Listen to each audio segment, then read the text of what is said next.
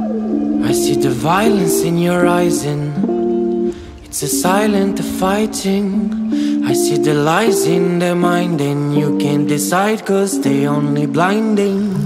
Go away and go from the bad guys, follow my advice cause they're gonna be biting you. They're gonna kill if you let them through.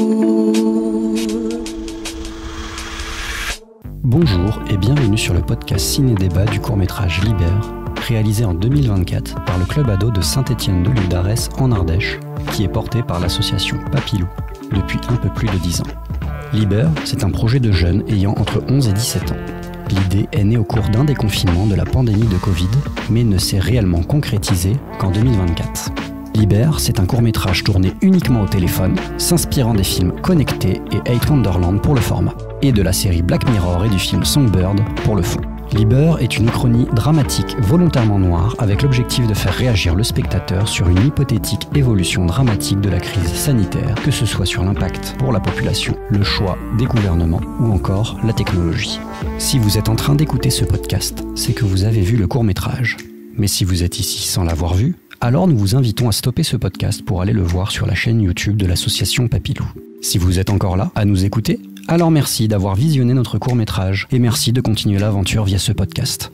On espère également que l'aventure continuera à travers les discussions que vous aurez avec vos familles et amis suite au visionnage. Nous prenons également un instant pour remercier les partenaires du projet Libère, à commencer par l'association Papilou, que ce soit le personnel encadrant les jeunes que les bénévoles gérant l'association, mais aussi les parents des jeunes qui jouent le rôle des projets de leurs enfants. Également la commune de Saint-Étienne de l'Île-d'Arès pour les multiples formes de soutien apportées. Sans oublier la communauté de communes Montagne-Ardèche et pour finir, la cave de l'Ardèche qui a financé le projet sur la partie projection du film et l'enregistrement du podcast. Un grand merci également au groupe de jeunes du club ado et aux anciens du club ayant participé à ce projet. Ça fait du monde tout ça. Le podcast va donc débuter dans un petit instant.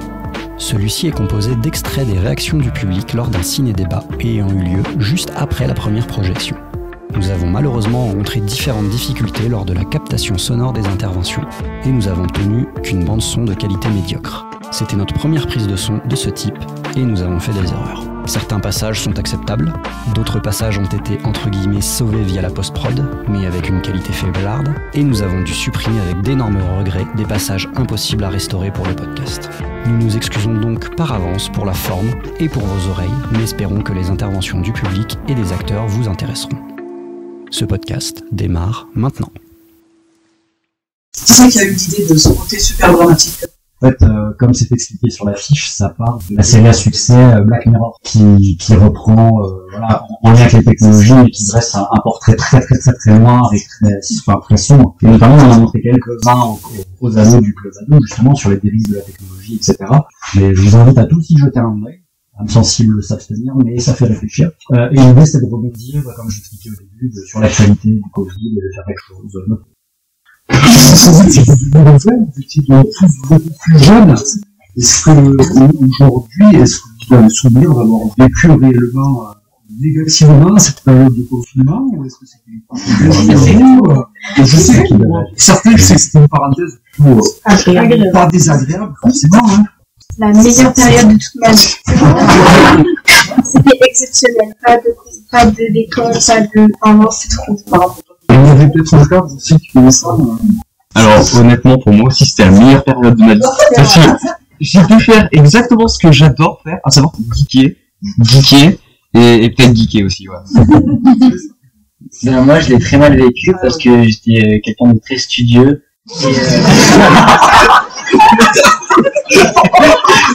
Et en fait, le confinement m'a éloigné de tout cette... T'as bien fait de nous tuer dans le... Oh, c'est l'hiver, c'est pas Non, je parle en problème de base. Et beaucoup avec des parents qui travaillaient en contact avec le virus. Et ça vous a pas plus que ça? Ouais, c'est sûr que ça fait quelque chose, mais après, nous, on savait que déjà ici en Ardèche, on est dans un coin assez reculé, qui a été touché, mais reculé quand même. Donc on n'est pas dans les grandes villes où il y a eu des cas, énormément de cas et beaucoup de décès. Donc on n'a pas eu le même effet que des gens qui auraient pu voir des décès souvent dans les villes ou autres. Donc oui, on était inquiets quand ils partaient, mais ça allait. Bah, en fait, je crois que ça me rassure presque, Zélie notamment parce que t'étais en primaire au moment du confinement et du Covid. Et en fait, je crois que ça me rassure même un peu de savoir que t'as pas mal vécu cette période. Parce que je pense quand même que la jeunesse a été globalement touchée. Je pense que c'est assez rare qu'on sacrifie la jeunesse pour la santé des autres. Je sais pas si je l'ai déjà vu à d'autres périodes historiques à ce point-là comme ça, en tout cas. Et en fait, ça me rassure de savoir que vous avez passé un bon moment, quoi. Parce que c'était, bah non, mais c'est votre jeunesse et j'aurais été en fait dégoûtée de savoir que ça vous a traumatisé au point d'avoir des répercussions pour la suite. Donc tant mieux, en fait, si vous avez bien vécu, franchement. Ça servait à rien de mal le vivre, ça aurait rien changé. Surtout qu'on avait mis les enfants, on a dit que c'était les enfants qui donnaient ça veut dire ça. C'était les enfants qui étaient porteurs du virus, du coup, la fin a été changée. Parce que moi, du coup, la vraie fin, je la connaissais pas et personne ne la connaissait à part toi et Benjamin. Du coup, tu t'es retrouvé à jouer un sacré rôle. Et quelle a été ta réaction, du coup, quand tu t'es retrouvé à découvrir que la responsabilité de ton personnage, du coup, dans le final, quoi? À vrai dire, du coup, moi, techniquement, je devais jouer Ophélia. Mon premier rôle, c'était ça. Et du coup, là, je me retrouve à jouer une intelligence artificielle. Et du coup, après, chacun interprétera la fin qu'il veut, mais moi, du coup, je l'interprète comme c'est elle, du coup, qui a balancé toutes les infos au gouvernement. Et du coup, c'était une période où, vu qu'on était un peu coupé de tout, on était beaucoup sur les réseaux sociaux, etc. Et de se dire que, en fait, c'est ça qui a un peu causé la mort de tout le monde, voilà, on va dire les termes. C'est un peu violent et du coup, même ça, en fait, même ce petit grain de liberté, en fait, on nous le prend et il est contaminé par le gouvernement. Du coup, c'est un peu, voilà. Si ça recolle, c'est une pandémie. Maintenant, vous êtes un peu plus âgés. Moi, je le vivrais à moitié bien, moitié mal. Bien pour les coups et mal pour les copains. Ouais, non, c'est cool. Enfin, là où on habite, les gens ils sortent pas, mais moi, je vous avoue que si j'avais un autre confinement, j'ai la forêt pour moi, donc très égoïstement, il n'y a pas de problème. Mais après, c'est vrai que pour les autres, c'est fait de pas les voir. Certains. Moi, je l'ai bien vécu le confinement parce que j'étais loin des gens que j'aimais pas.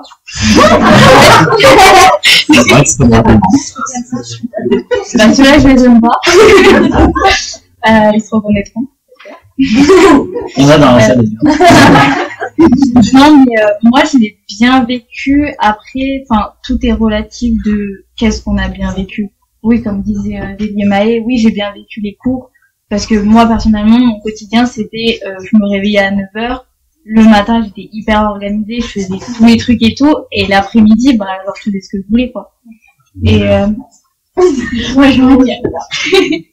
J'étais un peu matrixée. Mais après, je l'ai mal vécu parce que, j'étais loin de ma famille, j'étais loin, je savais que mes amis étaient, à 5 minutes en voiture de chez moi et je pouvais même pas les voir, quoi. Donc c'est ça qui m'a un peu saoulée dans le confinement et c'est pour ça que je l'ai un peu mal vécu.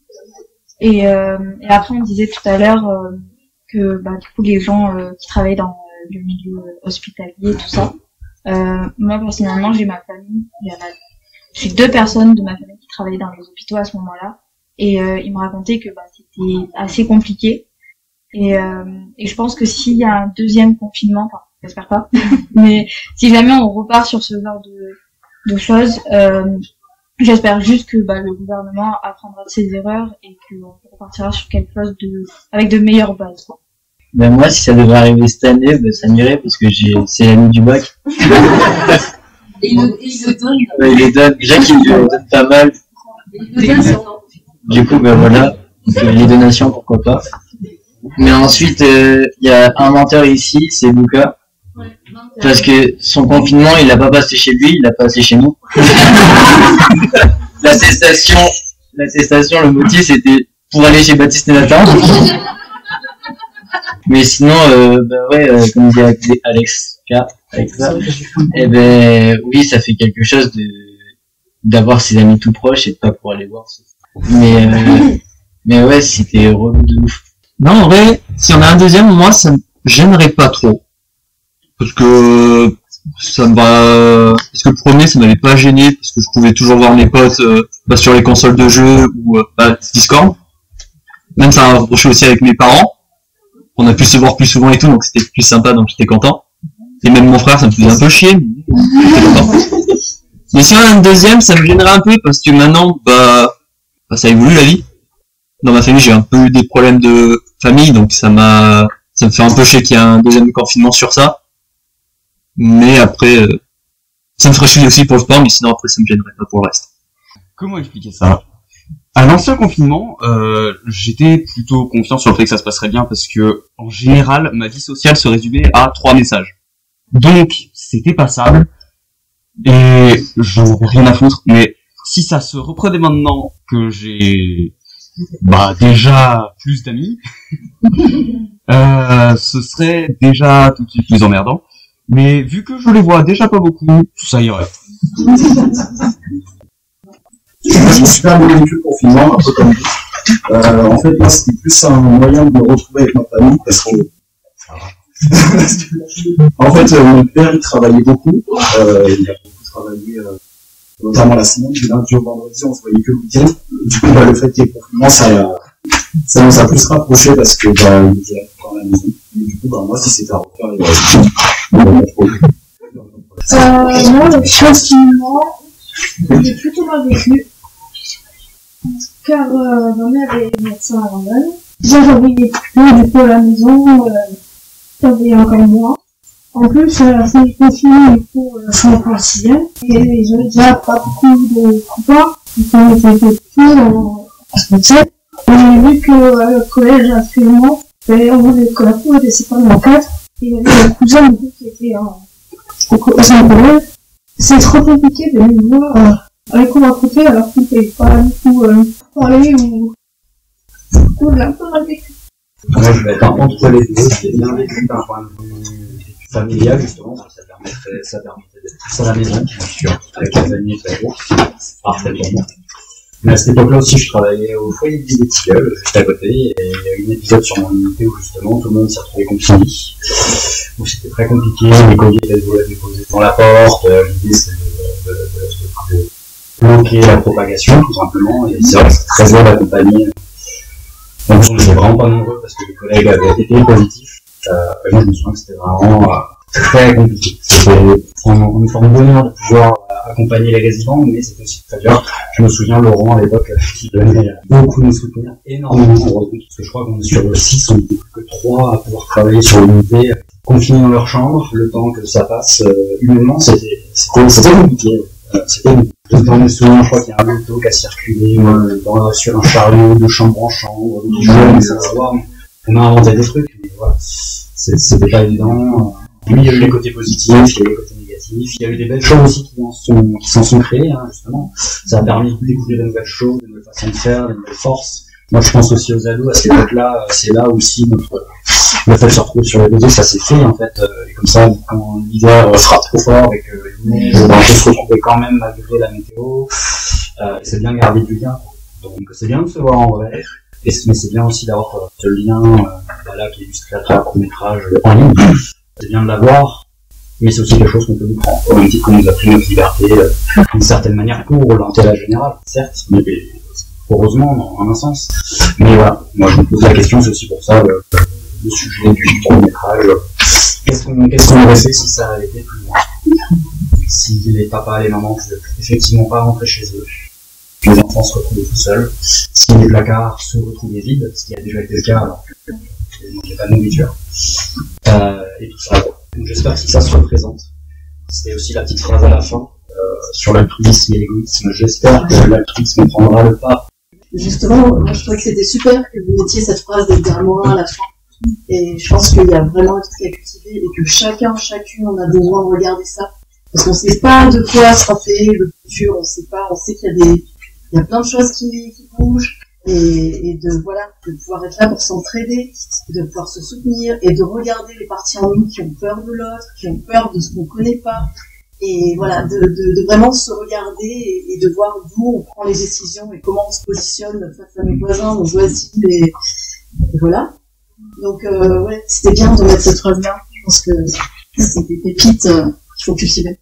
Rajouter une petite chose, c'est que dans le monde des ados comme vous, des petits, je pense qu'il y a réellement eu deux niveaux, donc ceux qui l'ont bien vécu et ceux qui l'ont très mal vécu, comme tu as toujours ton petit frère, et qui ont du mal à en ressortir.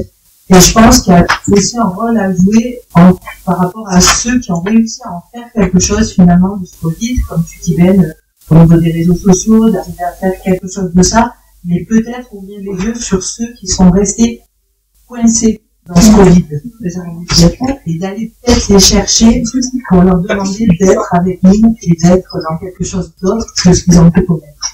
Après, la deuxième chose que je voulais dire, c'est que moi j'ai une très grande pensée aussi pour les personnes qui étaient en EHPAD, qui étaient enfermées, les personnes âgées qui ont vécu ça. Moi je l'ai vécu de très près et je vous assure que ça a été d'une violence qu'on ne peut pas imaginer.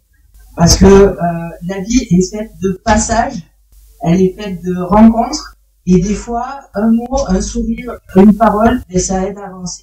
Et quand tu te retrouves à la veille de ta vie, et tu te retrouves dans une chambre seule, à attendre que la vie passe, et tu n'as plus la vie. Et c'est vraiment très très très dur ce qui s'est passé à ce moment-là. Voilà, je voulais juste avoir cette pensée-là aussi. Bah, je vais complètement sortir de la thématique Covid. Moi, je vais partir plus sur vous, comédiens, comédiennes. Je suis toujours là, très étonnée de la vulnérabilité dont vous êtes capable de faire preuve pour ceux et celles qui font du théâtre ou là avec le film. C'est vraiment pas évident de vous montrer comme ça et de venir à votre projection. C'est dur de se voir jouer. Je pense que vous avez peut-être du mal de vous voir comme ça à l'écran. Je veux bien votre retour là-dessus parce que moi, je trouve ça admirable que vous réussissiez à faire ça à l'âge de l'adolescence. Il y en a beaucoup, même à l'âge adulte, ils n'en seraient pas capables. Et c'est pas un jugement de valeur, hein. Il n'y a pas de plus ou moins là-dedans. Mais je trouve ça très admirable et très intéressant. Honnêtement, pour moi, ça a été dur de me voir à l'écran parce que ouais, c'est déjà compliqué d'attirer l'attention sur moi. Alors de me voir pendant aussi longtemps sur un écran avec plus de 12 personnes devant moi, c'est compliqué, ouais. Disons que ouais, j'ai fait du théâtre à part du club ado et je peux dire que je jouais vachement mieux et c'est pour ça que je suis déçu du fait que j'ai mal joué. Mais j'ai mal joué. Moi, ça me dérange pas de me voir en image. Et moi, je suis content de le faire, même parce que déjà, c'est un délire entre potes. Il y a des potes que j'aime bien passer des journées avec eux. Et même avec des personnes que j'ai côtoyées et que j'aime bien côtoyer. Donc voilà, donc ça me faisait super plaisir. Et après, la vie des gens qui me voient sur les films et tout, moi, après, moi, je m'en fous. Moi, c'est un truc que j'ai kiffé faire, donc voilà. Alors moi, je pense d'abord à ceux qui étaient là sur la toute première partie, donc pendant le vrai confinement, où Samuel était en 6e, là il est en seconde, moi j'étais en 5e. C'était quelque chose qui était difficile pour nous, parce qu'avec Samuel, je sais que Samuel, il a pas bien vécu du tout le confinement, et parce qu'il y a eu des trucs compliqués avec son frère. Mais il est pas là aujourd'hui, mais moi j'aimerais le féliciter parce que franchement, c'est un chouette garçon qui mériterait d'aller loin là-dedans, parce que je le trouve très fort là-dedans. Bah, moi, je suis un petit peu dégoûtée d'avoir abandonné mon rôle d'Ophélia. Non, mais, enfin, en vrai, non, mais quand je l'ai fait, du coup, au confinement, c'est vrai que, j'avais fait un petit peu du théâtre, mais, c'est pas la même chose, c'est pas du tout le même exercice. Et je préfère le théâtre. Je préfère le théâtre. Mais après j'ai bien aimé faire cet exercice-là, même si je vais pas me voir et j'ai pas trop aimé. Mais bon, après c'était un truc collectif et dans le global, franchement, j'ai adoré faire ça avec vous. Et même si du coup je suis plus au club ado. Et ouais. Là, j'ai oublié, vous êtes plus en fait. Je vous rappelle dans ça. Non, je suis pas prête. 7 ans, c'est trop court. Il faut au moins 10. Non, mais ouais, j'ai bien aimé faire ça avec vous. Donc, tu parles de vulnérabilité, mais avec le Club Ado, ce qui est bien, c'est que donc on fait beaucoup de projets, donc le théâtre, même des films, comme vous avez vu, c'est pas le premier qu'on fait. Donc c'est vrai que on est vulnérable, mais en même temps, vous nous amenez à être vulnérable. Et il y en a plein pour qui le théâtre, ça a aidé à parler en public. Moi, le premier d'ailleurs, et à être moins gêné pour parler devant des gens, je vais dire Raphaël. Et moi, pour mon expérience personnelle sur ce tournage, c'était un peu bizarre parce que c'était 1 heure de tournage. On m'a dit viens tourner tes scènes, j'ai dit non. On m'a dit si, j'ai dit d'accord. Du coup, j'ai tourné en 1 heure. Mais pour revenir à la discussion un petit peu d'avant, j'avais complètement oublié non, mais le Covid c'était un peu sorti de ma tête et comme l'a dit Zora, on était plus jeunes et en plus donc nous on était des privilégiés parce qu'on avait du terrain, des voisins qui voulaient bien nous accueillir et si c'était pas vraiment ce qu'il fallait faire. Et donc ce qui est bien c'est que 4 ans après, en repensant au coronavirus, je me suis rendu compte de plein de trucs, de la chance que j'avais eu de passer cet épisode dans un cadre comme le mien, qui était donc avec ma famille, avec des gens qui sont sympas. donc voilà. Et je pense que maintenant qu'on a pris du recul, moi le premier, je pense qu'on est plus armé si jamais on a un autre. Donc voilà, parce que nous on a répondu au second degré, on s'était dit oui c'était cool, c'était marrant, etc. Mais c'est vrai qu'il faut aussi penser à ceux qui ont eu moins de chance et on en prend conscience. Donc voilà, ce film m'a permis d'en prendre conscience encore plus. Je suis vachement pris dans votre jeu. Donc vous avez été efficace. On se disait, oh là là, mais qui c'est qui va venir tuer nos enfants? Moi j'aimerais féliciter tous les acteurs qui ont composé le film. Car je sais qu'il y en a certains qui sont trop timides. Moi, j'ai pas le courage de le faire. Puis, j'aimerais féliciter ceux qui ont le courage de faire le film le film du théâtre. Tu as eu le courage de parler. Oui.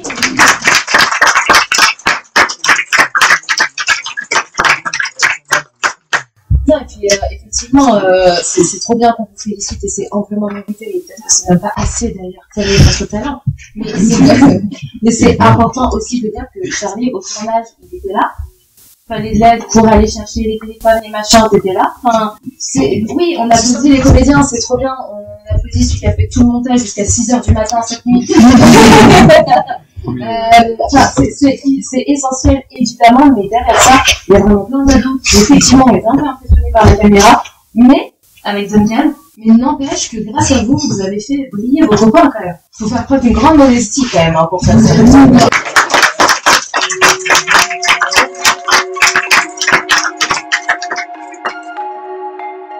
Un grand merci si vous avez pu aller jusqu'au bout, et avec une nouvelle fois nos excuses pour la qualité du son. Et psst, un petit secret pour ceux qui sont encore là. Il paraît que les jeunes sont en train de préparer un moyen métrage parodique de la Casa des Papel. Alors restez attentifs.